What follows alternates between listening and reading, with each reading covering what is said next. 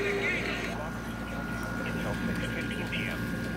At 5:26 p.m., a severe thunderstorm was located near Fairview, moving northeast at 15 miles an hour. Hazard, 60 miles an hour wind gusts and quarter-sized hail. Source, radar indicated.